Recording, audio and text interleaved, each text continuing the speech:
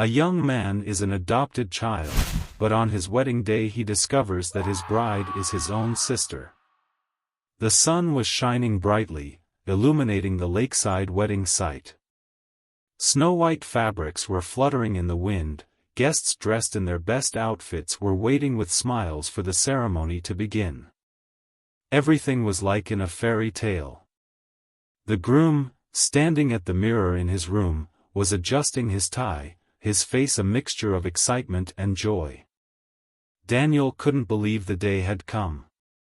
After all the years of searching for himself, the doubts and the unexpected twists and turns of life, he had found the person he wanted to spend the rest of his days with. Sarah was not only his love, but someone who inspired him to be a better person, to become someone more. "Buddy, you ready?" His friend Jake peeked into the room, a smirk on his face. "Almost," Daniel replied, casting another quick glance at himself in the mirror. "You look like $1 million today. Sarah's going to cry with happiness." Jake winked. But before Daniel could even respond, a hotel clerk entered the room with a small envelope. "Mr. Daniel? This was delivered for you," she said, holding out the letter. Daniel took the envelope, surprised by the sudden delivery. He sat down in his chair, opened it and found several documents inside. On the first sheet was his name, and below it was his birth record. His gaze froze on the line, "Mother, Elizabeth Gray." Elizabeth Gray. That name awakened something in his memory. He turned the second sheet and saw the note. "You have to know the truth before you can say, yes. Daniel's hand trembled. He felt panic rising in his chest. Was this a joke? Why would someone send him this letter at this very moment? He shifted his gaze to the document again, checking every detail. The mother's name on the birth certificate was the same one Sarah had once mentioned in a conversation about her family. "It's a coincidence," he muttered to himself, but doubt was already brewing inside. Jake, seeing his friend's face go pale, stepped closer. "Hey, what's wrong? It's like you saw a ghost." "Nothing. I'm fine," Daniel replied quickly, stashing the documents back in the envelope. "Are you sure?" "Yeah, just nerves." But it was a lie. Daniel left the room and headed toward the ceremony site. His gaze was unfocused, his thoughts chaotic. He couldn't take his mind off what he was seeing. It could have been a mistake. Someone could have deliberately sent him false data. But what if it was true? He stopped for a moment, looking back at the decorations and the guests. Sarah stood a few meters away from him, laughing with her friends. She was beautiful, as always. How do I tell her that? Or not tell her at all? He thought.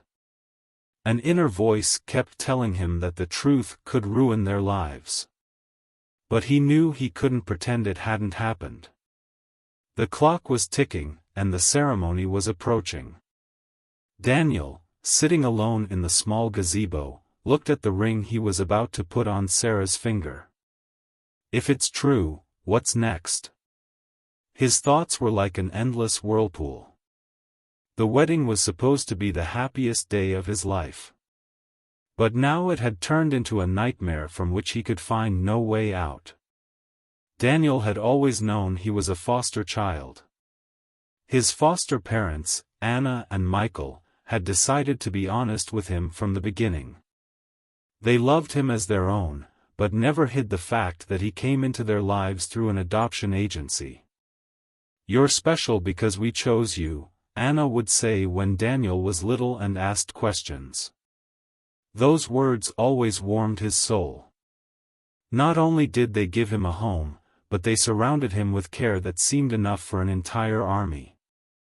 Michael, calm and wise, became for him a model of courage, and Anna, soft and sensitive, taught him to love unconditionally.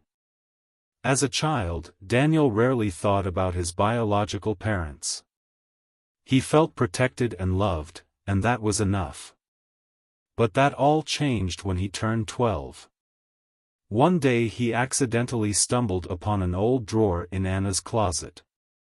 There were papers, letters, and an old photo of him as a baby. But in the photo he was in the arms of a strange woman. "Who's that?" he asked Anna, showing her the photo. Her face changed slightly, but she quickly pulled herself together. "This is your birth mother," she said, taking a seat next to me. "Why did she leave me?" Anna hesitated for a moment, then replied, "Sometimes life works out in such a way that people have to make difficult choices. But that doesn't mean she didn't love you." This conversation left Daniel with more questions than answers. As a teenager, his interest in his origins grew. He began to ask more questions. Who were his parents? Why did they abandon him? Did he have any brothers or sisters? Anna and Michael answered that all they knew was that his mother was young and couldn't support him. "We always wanted you to know that you became part of our family for a reason," Michael said. But once, during one of their conversations, Anna added, "We thought we'd tell you everything when you were ready." That phrase was memorable for the rest of his life. Daniel grew up smart and determined. He went to university, found a job that allowed him to do what he loved, and built a life he could be proud of. But there was always an emptiness inside him about his past. This emptiness did not prevent him from living, but it reminded him of himself at unexpected moments. When he saw children playing with their parents, or heard someone talk about family stories, he wondered, what would my real mother say? When he met Sarah, that feeling vanished for a moment.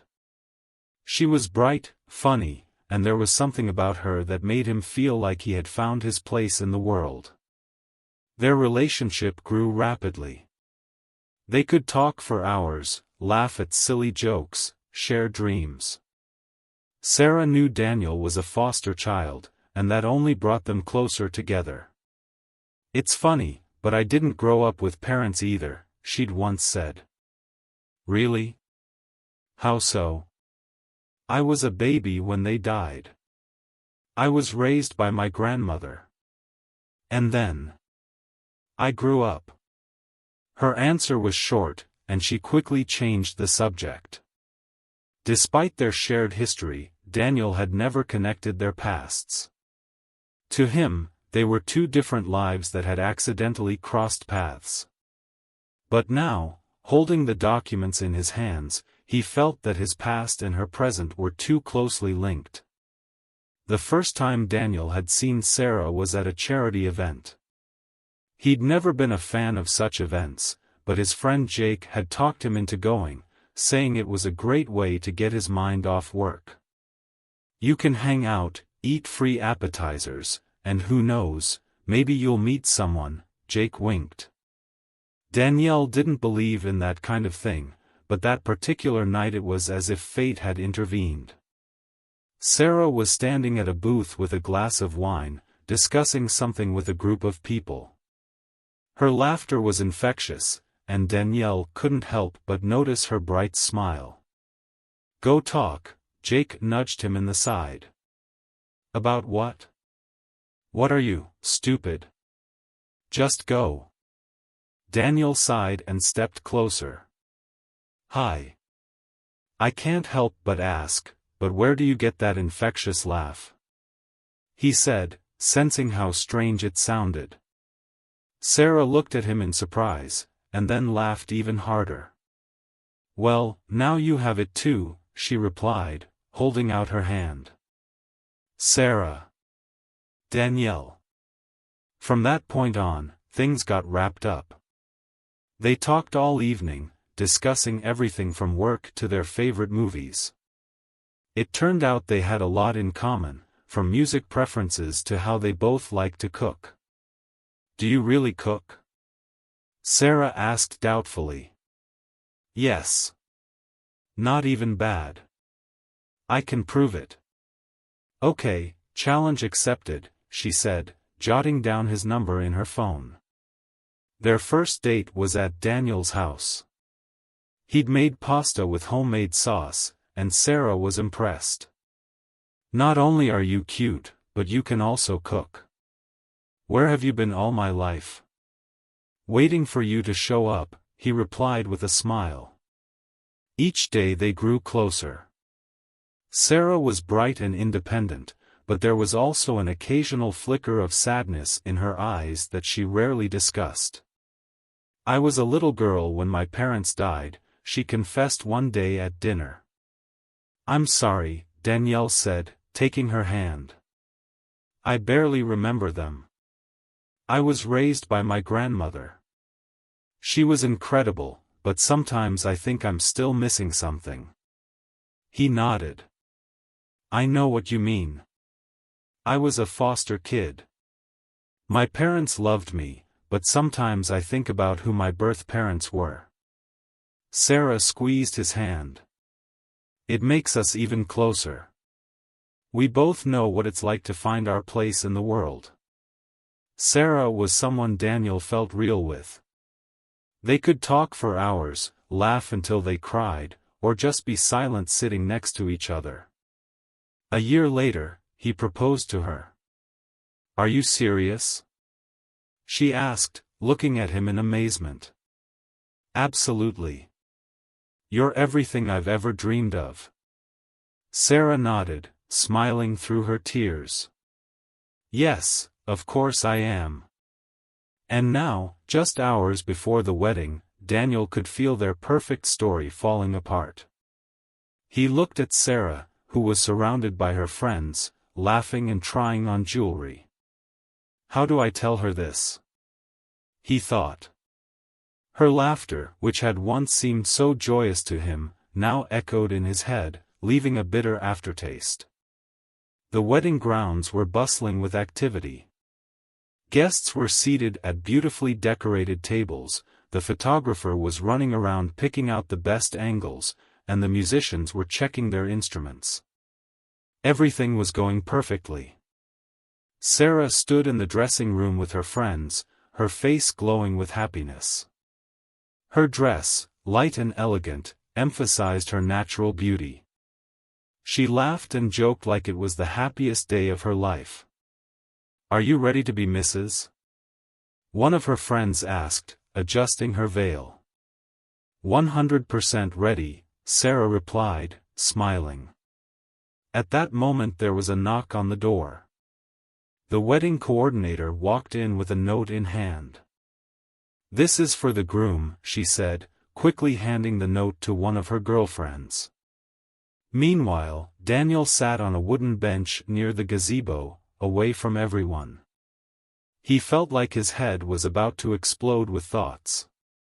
In his hands, he still held the very envelope he had received that morning. Elizabeth Gray, he whispered to himself as he reread the document again. He tried to contact the foster parents, but their phones were unavailable. The only person he could talk to was Jake, but even to him he didn't know how to explain everything. It's just a coincidence, Daniel convinced himself. Millions of people have the same last name. But inside everything screamed that it wasn't.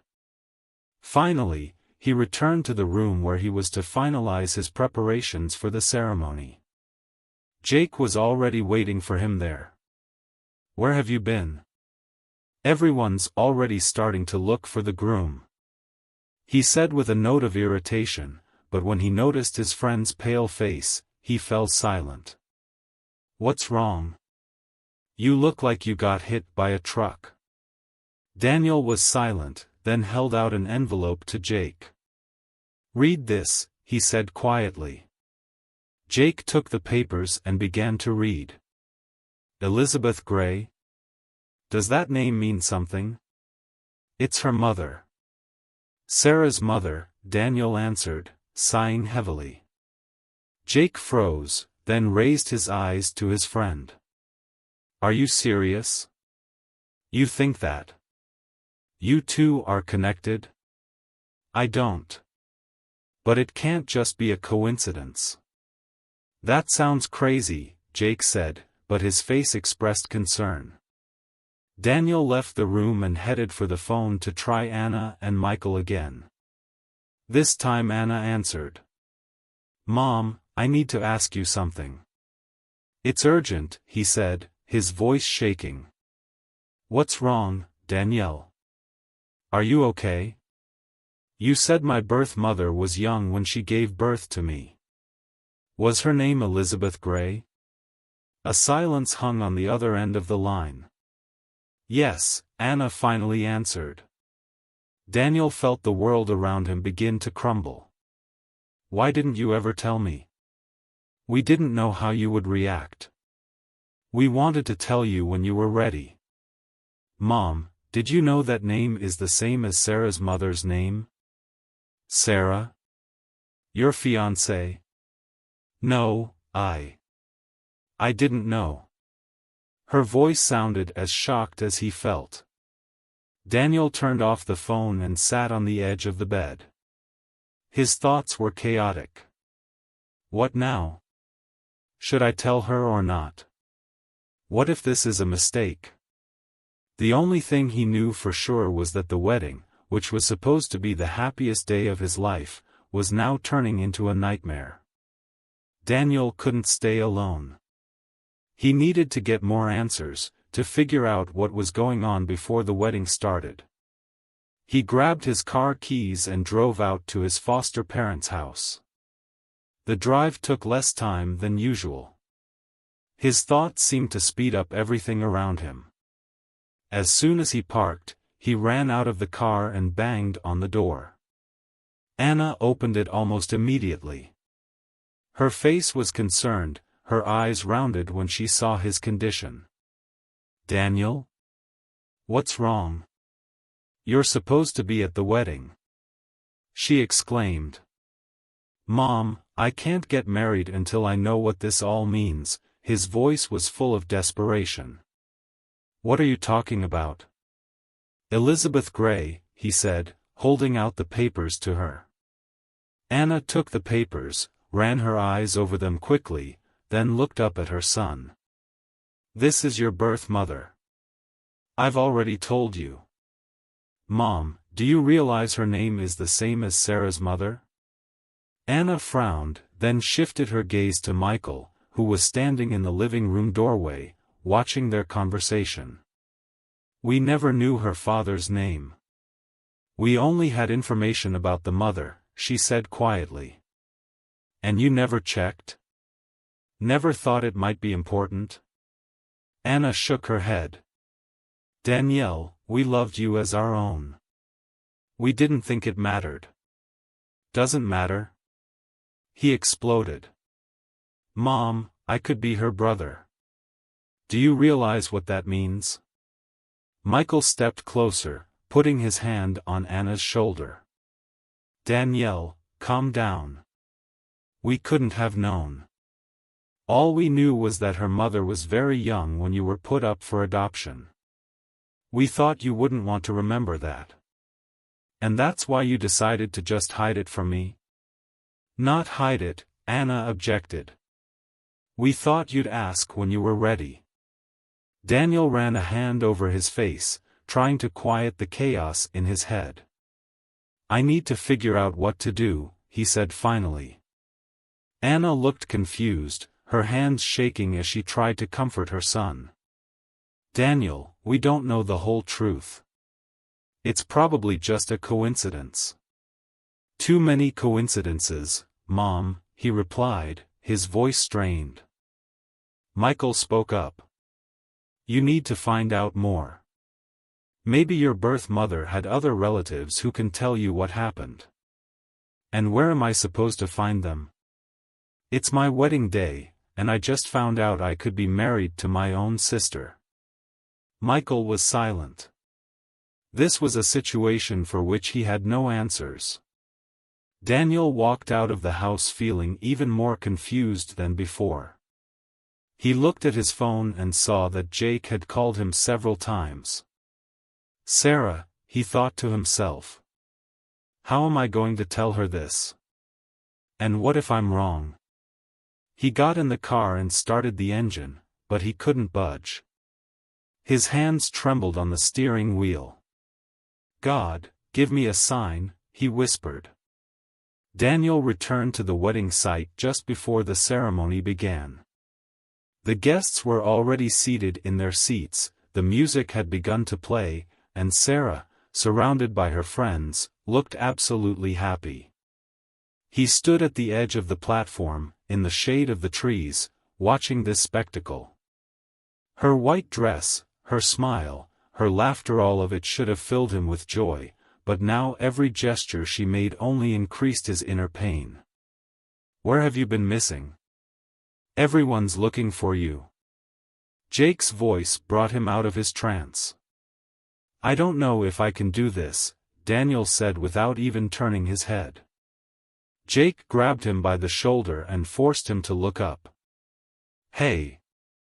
If you're not sure, say so now. Sarah deserves to know the truth, not find out later. Do you want to call off the wedding? I don't know, Daniel admitted. Then decide quickly. Because if you don't show up now, everyone will think you eloped. Gathering all his willpower, Daniel stepped onto the platform and took a seat at the altar. The guests applauded, the music played, everything seemed perfect. But inside he was a hurricane of emotions. And then Sarah appeared. Her face glowing with happiness, she walked slowly toward him under the arm of her uncle who had replaced her father. When their eyes met, Daniel felt something tearing inside him. How can I tell her this? How will she react? It would ruin her. Sarah stood across from him, her eyes shining. The priest began to speak. We are gathered here today to unite these two people in the holy union of marriage. But Daniel couldn't hear a word. Everything around him was a blur, as if he was looking at it from the outside. Daniel, Sarah said quietly, her smile trembling slightly. Yeah, he replied, waking up from his thoughts. You look weird. Is everything okay? Yeah. Just worried. She squeezed his hand, thinking it was just normal pre-wedding stress. And then came the moment of truth. The priest asked his question. Daniel, do you agree to take this woman to be your wife, to be with her for better and for worse, for richer and poorer, until death do you part? The world froze. All eyes were fixed on him. Sarah looked at him with a slight smile, sure he would say yes. But he remained silent. Daniel? She whispered, her smile beginning to fade. In that moment, everything he knew about himself and her came crashing down on him. He couldn't answer. I need to talk to you, he finally squeezed out. The crowd of guests murmured, someone in the front row raised their eyebrows, wondering what was going on. Now? Sarah asked, her voice sounding wary. Yes. Now, he said, releasing her hand. Sarah followed Daniel to a gazebo away from the wedding grounds. Her face expressed bewilderment and slight alarm. She wasn't used to seeing him like this. Usually confident, calm, he now seemed confused and broken. What's going on, Danielle? She asked when they came to a stop. Daniel didn't know where to begin. He felt everything clench inside. He didn't want to hurt her, but he couldn't hide the truth any longer either. Sarah, he began, lowering his gaze. You know I was a foster child. Yes, I know, she replied, her voice sounding soft. I got a letter this morning. It was my adoption papers. And something else. Sarah frowned. What do you mean? He pulled the envelope he'd kept with him all this time out of his pocket and handed it to her. Read it for yourself. Sarah opened the envelope and began to read. Her eyes ran over the lines, and as she got to the point, her face grew paler and paler. Elizabeth Gray? She finally uttered, her voice full of shock. That's my mother's name, Daniel said. Sarah looked at him, her hands trembling. You think my mother, and your mother. I don't know, Sarah, he interrupted. But if it's true, it changes everything. She took a step back, trying to realize what she'd heard. No. That's impossible. This is some kind of mistake, she muttered. I want to believe it's a mistake, too, he said. But there are too many coincidences. We even have similar pendants. Remember when we thought it was just cute? Sarah grabbed her pendant that she always wore around her neck. It was a small silver locket with the initials E.G. engraved on it. My grandmother gave it to me. She said it belonged to my mother, she whispered. My pendant had the same engraving, Danielle said, showing hers. Those words shocked her. Danielle, what do we do? She finally asked, her voice trembling. I don't know, he replied. But I can't pretend it's okay. If it's true, we have to find out. Sarah covered her face with her hands, trying to hold back her tears.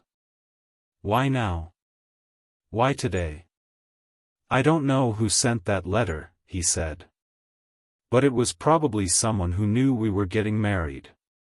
Sarah lifted her head, her eyes full of tears. Do you think it was someone from the guests?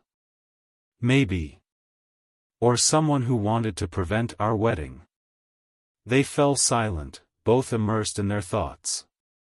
The words hung in the air, their weight seeming unbearable. I love you, Daniel finally said. Sarah looked up at him, her gaze full of pain. And I love you, too. But if that's true. She didn't finish the sentence.